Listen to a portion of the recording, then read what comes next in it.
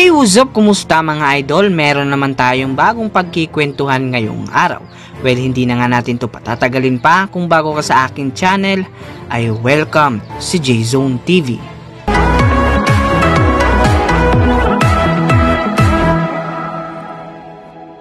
Mga idol, noong nakaraan nga ay gumawa tayo ng video ukol sa height disadvantage ng Team Pilipinas sa paparating na FIBA World Cup.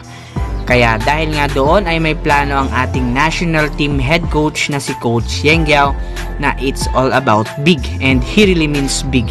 Ayon nga sa kanya, we need to go big in the World Cup, and to do that, we need to make some changes. Pinaplano niya nga ang literal na Big 5 para sa Team Pilipinas. Meaning, ito nga ang kanyang nasabing plano. Gabe Norwood to play in a point guard position, 6'6 nga ang height nito. Para naman sa isa pang guard ay si Jordan Clarkson. Isa nga ring 6'6 at ito nga ang kanyang nilalarong posisyon sa NBA. Troy Rosario para sa small forward na ang height ay 6'7". Para naman sa power forward na si Japit Aguilar na 6'9". At sa center naman ay si Andre Blatch na 6'11". Kailangan nga raw baguhin ng konti para naman makasabay sa mga matatangkad na powerhouse team.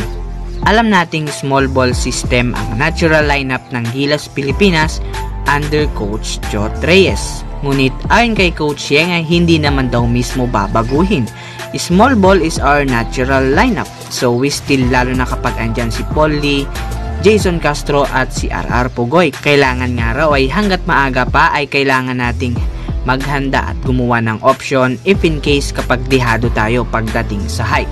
Ayon pa nga sa kanya ay mas maganda nga raw yung chemistry ng mga bata niya noong 6th window kumpara noong 5th window, kaya wala nga raw siya gaanong babaguhin pagdating sa lineup ng Team Pilipinas. Isa o dalawang player lang siguro ang babaguhin niya sa lineup at maraming umaasang mapapasama doon, si Terence Romeo.